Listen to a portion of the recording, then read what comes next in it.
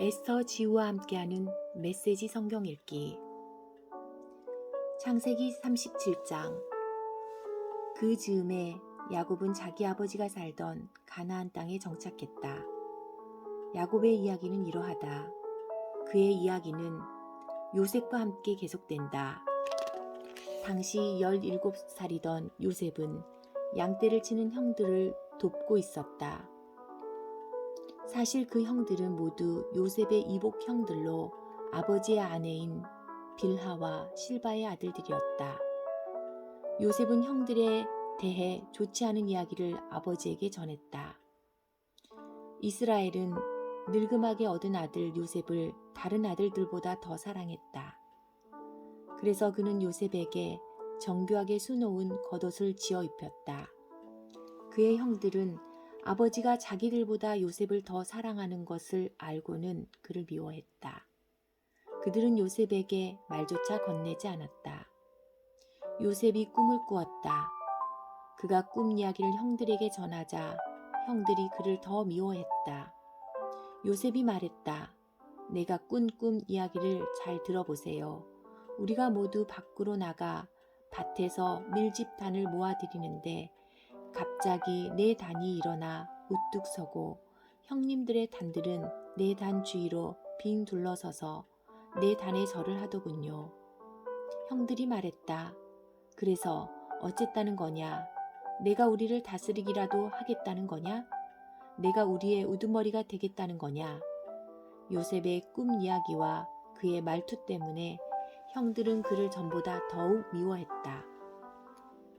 요셉이 또 다른 꿈을 꾸고 이번에도 형들에게 말했다. 내가 또 다른 꿈을 꾸었습니다. 해와 달과 11별이 내게 절을 하더군요. 그가 그 꿈 이야기를 아버지와 형들에게 전하자 그의 아버지가 그를 꾸짖으며 말했다. 그 꿈 이야기가 다 무엇이냐? 나와 내 어머니와 내 형들이 다 내게 절하게 된다는 것이냐? 이제 형들은 드러내놓고 그를 시기했지만 그의 아버지는 그 모든 일을 마음에 새겨두었다. 그의 형들이 세겜으로 가서 아버지의 양떼에게 풀을 먹이고 있었다. 이스라엘이 요셉에게 말했다. 내 형들이 지금 양떼와 함께 세겜에 있다. 내가 내 형들에게 좀 다녀와야겠다.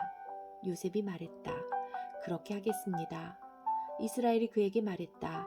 가서 내 형들과 양떼가 어떻게 하고 있는지 살펴보고 돌아와서 내게 알려다오.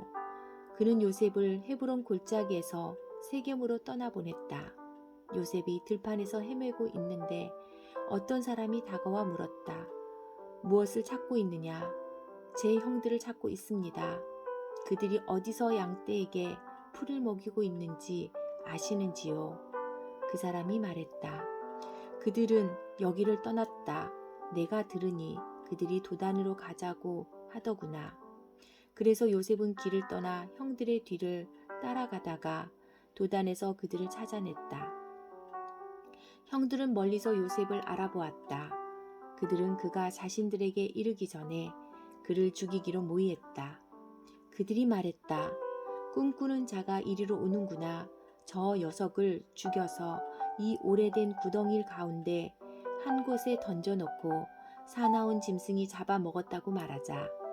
녀석의 꿈이 어떻게 되는지 지켜보자고. 루벤은 아우들이 하는 이야기를 듣고 요셉을 구할 생각으로 끼어들었다. 그를 죽이려 하다니 안 될 일이야. 살인은 절대 안 돼. 그 애를 이곳 광야에 있는 구덩이에 던져버리기만 하고 다치게는 하지 마라. 루벤은 나중에 다시 와서 그를 끌어내어 아버지에게 데려갈 생각이었다. 요셉이 형들에게 이르자 그들은 그가 입고 있던 화려한 겉옷을 벗기고 그를 붙잡아 구덩이에 던져 넣었다. 그 구덩이는 바싹 말라서 물 한 방울도 없었다. 그런 다음 그들은 앉아서 저녁을 먹었다. 그들이 눈을 들어보니 기르앗에서 오는 이스마엘 상인 한떼가 보였다. 그들은 이집트에 가서 팔 향료와 향품과 향수를 여러 마리 낙타에 싣고 오는 길이었다. 유다가 말했다. 형제들아, 우리가 아우를 죽이고 그 흔적을 감춘다고 해서 얻는 게 무엇이냐? 그 아이를 죽이지 말고 이스마엘 사람들에게 팔아넘기자. 따지고 보면 그 아이도 우리의 형제, 우리의 혈육이다. 형제들이 그의 말에 동의했다. 그때 미디안 상인들이 지나가고 있었다. 형들이 요셉을 구덩이에서 끌어내어 이스마엘 사람들에게 은하 20개를 받고 팔아넘겼다. 이스마엘 사람들은 요셉을 데리고 이집트로 내려갔다. 나중에 르우벤이 돌아와 구덩이로 가서 보니 요셉이 거기에 없었다. 그는 비통한 마음에 자기 옷을 찢었다. 그가 어찌할 바를 몰라 하며 형제들에게 가서 말했다. 아이가 사라지고 없다. 이제 어찌해야 하나. 그들이 요셉의 겉옷을 가져다가 염소 한 마리를 죽인 다음 그 피에 옷을 담갔다. 그들은 그 겉옷을 아버지에게 가지고 가서 말했다. 저희가 이것을 발견했습니다. 살펴보십시오. 아버지 아들의 겉옷이 맞나요? 야곱은 곧바로 그 겉옷을 알아보았다. 내 아들의 옷이다. 사나운 짐승이 그 아이를 잡아먹었구나. 요셉이 갈기갈기 찢겨 죽었구나. 야곱은 슬픔에 잠겨 자기 옷을 찢고서 거칠고 굵은 베옷을 입고 아들의 죽음을 오래도록 슬퍼했다. 자녀들이 위로하려고 했으나 그는 그들의 위로를 마다했다. 나는 내 아들의 죽음을 슬퍼하면서 무덤으로 가련다. 아버지는 요셉을 생각하며 하염없이 눈물을 흘렸다. 미디안 상인들이 이집트에서 요셉을 보디발에게 팔아넘겼다. 보디발은 바로의 신하로 바로의 왕실 일을 맡아보는 사람이었다. 38장. 그 무렵 유다는 형제들로부터 떨어져 나와 히라라고 하는 아둘람 사람과 함께 지내고 있었다. 그곳에 있는 동안 유다는 가나안 사람 수아의 딸을 만났다. 유다가 그녀와 결혼하여 잠자리를 같이 하니 그녀가 임신하여 아들을 낳고 아이의 이름을 엘이라고 했다. 그녀가 다시 임신하여 아들을 낳고 아이의 이름을 오난이라고 했다. 그녀가 또 다시 아들을 낳고 아이의 이름을 셀라라고 했다. 셀라를 낳았을 때 그들 부부는 거십에 살고 있었다. 유다가 맏아들 엘에게 아내를 얻어주었다. 그녀의 이름은 다말이었다. 그러나 유다의 맏아들 엘이 하나님께 심히 악한 죄를 지어 하나님께서 그의 목숨을 거두어 가셨다. 유다가 오난에게 말했다. 가서 남편을 잃은 내 형수와 잠자리를 같이 하도록 하여라. 내 형의 혈통이 끊어지지 않게 하는 것이 동생인 내가 해야 할 도리다. 하지만 오난은 아이를 낳아도 자기 아이가 되지 못할 것을 알고 형수와 잠자리를 같이 할 때마다 형의 아이를 낳지 않으려고 정액을 바닥에 쏟았다. 그가 한 짓은 하나님을 크게 거스르는 일이었다. 하나님께서 그의 목숨도 거두어 가셨다. 그러자 유다는 며느리 다말을 찾아가서 말했다. 내 아들 셀라가 다 자랄 때까지 내 아버지 집에서 과부로 지내고 있거라. 그는 셀라마저 형들처럼 죽게 될까 걱정했던 것이다. 그리하여 다말은 자기 아버지 집으로 가서 살았다. 시간이 흘러 유다의 아내 곧 수아의 딸이 죽었다. 애도 기간이 끝나자 유다는 아둘람 사람인 친구 히라와 함께 양떼의 털을 깎으러 딥나로 갔다. 다말은 내 시아버지가 양떼의 털을 깎으러 딥나로 갔다는 소식을 전해 들었다. 그녀는 과부의 옷을 벗고 너울로 얼굴을 가려 남이 알아보지 못하게 한 다음 딥나로 가는 길에 있는 에나임 입구에 앉아 있었다. 그녀는 셀라가 다 자랐는데도 유다가 자기를 그와 결혼시키려 하지 않는다는 것을 알고 있었다.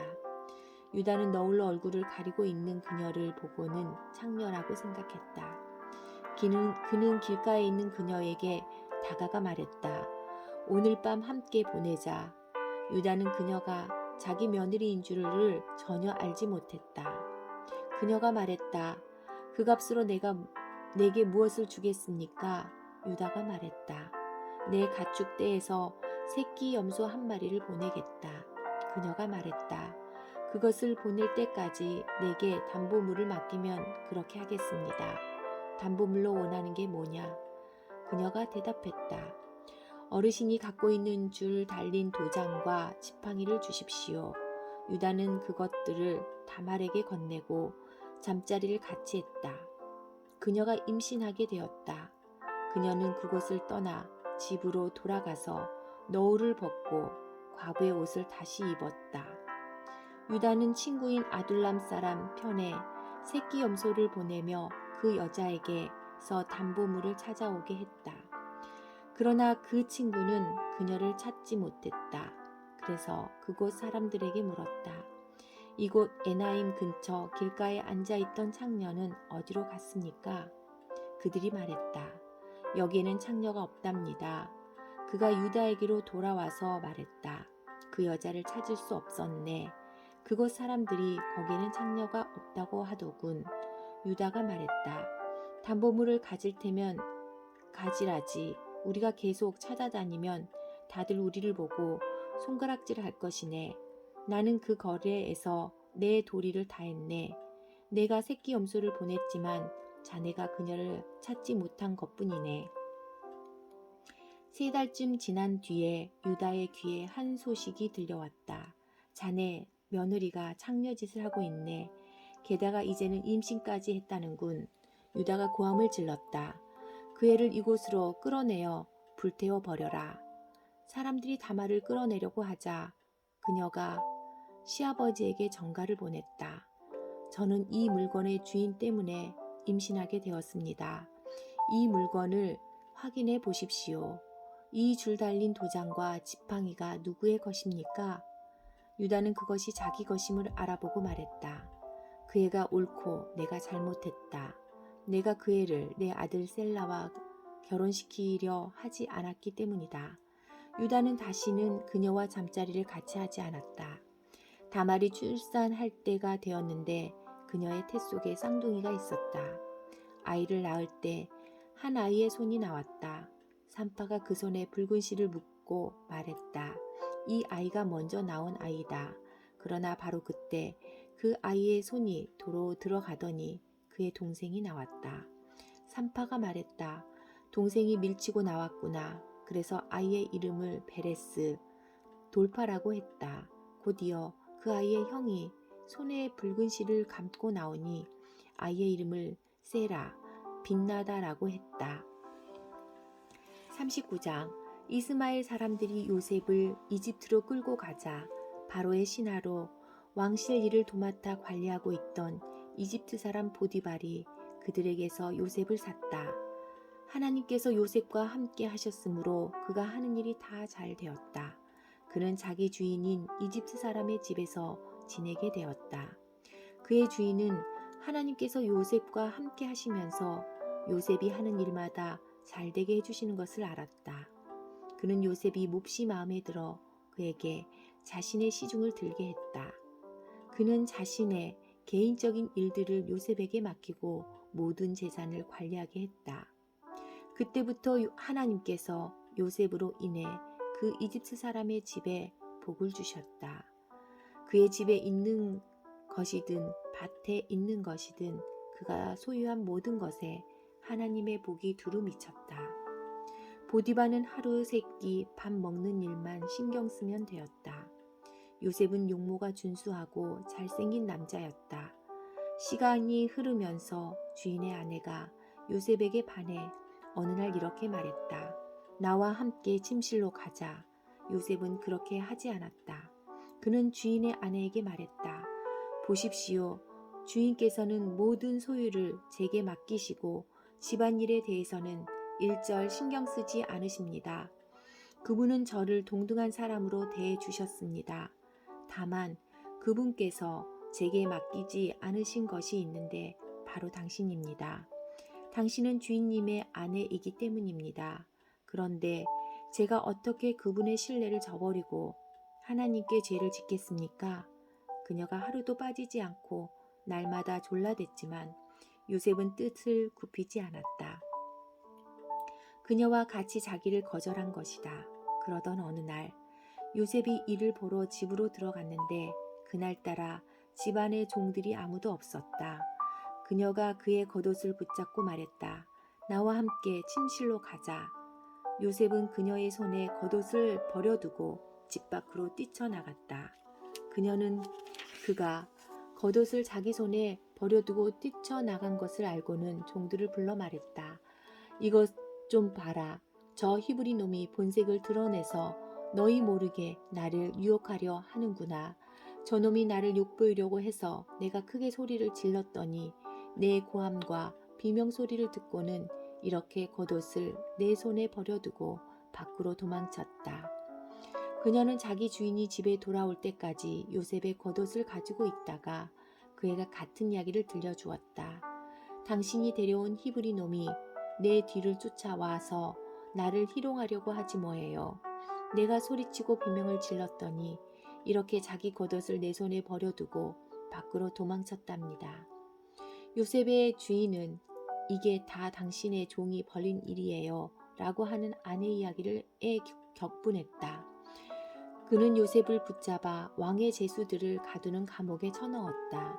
그러나 하나님께서는 그곳 감옥에서도 여전히 요셉과 함께 하셨고 요셉에게 인자를 베푸셔서 간수장과 가까운 사이가 되게 하셨다. 간수장은 요셉에게 모든 죄수를 맡겼고 요셉은 모든 일을 잘 처리했다. 간수장은 요셉에게 자유를 주고 전혀 간섭하지 않았다. 하나님께서 요셉과 함께 하시면서 그가 하는 일마다 최선의 결과를 낳게 해주셨기 때문이다. 40장 시간이 흘러 이집트 왕의 술잔을 맡은 관리와 빵을 맡은 관리가 자신들의 주인인 이집트 왕의 뜻을 거스르는 일이 있었다. 바로는 두 관리 곧 술잔을 맡은 관리와 빵을 맡은 관리에게 크게 노하여 그들을 감옥에 가두고 경호대장의 감시를 받게 했다. 그들이 갇힌 곳은 요셉이 갇힌 곳과 같은 감옥이었다. 경호대장은 요셉에게 그들의 시중을 들도록 지시했다. 감옥에 갇힌 지 얼마 뒤에 술잔을 맡은 관리와 빵을 맡은 관리가 같은 날 밤에 꿈을 꾸었는데 각자의 꿈이 저마다 의미를 가지고 있었다. 요셉이 아침에 그들에게 가보니 둘 다 기운이 없어 보였다. 그래서 그는 자신과 함께 갇혀있는 바로의 두 관리에게 물었다. 무슨 일입니까? 어째서 얼굴에 수심이 가득합니까? 그들이 말했다. 우리가 각자 꿈을 꾸었는데 그 꿈을 해석해 줄 사람이 없어서 그러네. 요셉이 말했다. 꿈의 해석은 하나님께로부터 오는 것이 아닙니까? 어떤 꿈을 꾸었는지 이야기해 보십시오. 술잔을 맡은 관리가 먼저 요셉에게 자기 꿈을 이야기했다. 꿈에 보니 내 앞에 포도나무가 있는데 가지가 3개 달려있더군. 싹이 나고 꽃이 피더니 포도송이들이 익은 거야. 나는 바로의 술잔을 가지고 있었는데 그 포도송이들을 따서 바로의 술잔에 짜놓고는 그 잔을 바로께 올려드렸네. 요셉이 말했다. 그 뜻은 이렇습니다. 가지셋은 사흘을 뜻합니다. 사흘 안에 바로께서 당신을 이곳에서 꺼내어 복직시키실 것입니다. 당신은 술잔을 맡은 관리였을 때와 똑같이 바로께 술잔을 올려드리게 될 것입니다. 당신의 일이 잘 되면 저를 기억해 주십시오. 바로께 제 사정을 아뢰어 주셔서 저를 이곳에서 꺼내 주십시오. 저는 히브리 사람의 땅에서 납치되어 왔습니다. 그리고 저는 여기서도 이 감옥에 갇힐 만한 일을 한 적이 없습니다. 요셉의 꿈 해석이 좋은 것을 보고 빵을 맡은 관리도 그에게 말했다. 내 꿈은 이러하네. 버들가지를 엮어 만든 바구니 3개가 내 머리 위에 있었네. 맨 위 바구니에는 각 구운 온갖 빵들이 있었는데 새들이 그 머리 위의 바구니에서 그것을 쪼아 먹고 있었네. 요셉이 말했다. 그 꿈의 해석은 이렇습니다. 바구니 셋은 사흘을 뜻합니다. 사흘 안에 바로께서 당신의 머리를 베고 당신의 몸을 기둥에 매달 텐데 그러면 새들이 와서 당신의 뼈가 드러날 때까지 모조리 쪼아 먹을 것입니다. 사흘째 되는 날, 그날은 바로의 생일이었다. 바로는 모든 신하를 위해 잔치를 베풀고 술잔을 맡은 관리와 빵을 맡은 관리를 모든 신하가 볼 수 있도록 영광의 자리에 나란히 세웠다. 그런 다음 술잔을 맡은 관리를 본래의 직위에 복직시켰다. 그 관리는 전과 똑같이 바로에게 술잔을 따라 올렸다. 하지만 빵을 맡은 관리는 요셉이 해석한 대로 기둥에 매달게 했다. 그러나 술잔을 맡은 관리는 요셉에게 신경 쓰지 않았다. 요셉의 처지를 까맣게 잊고 만 것이다.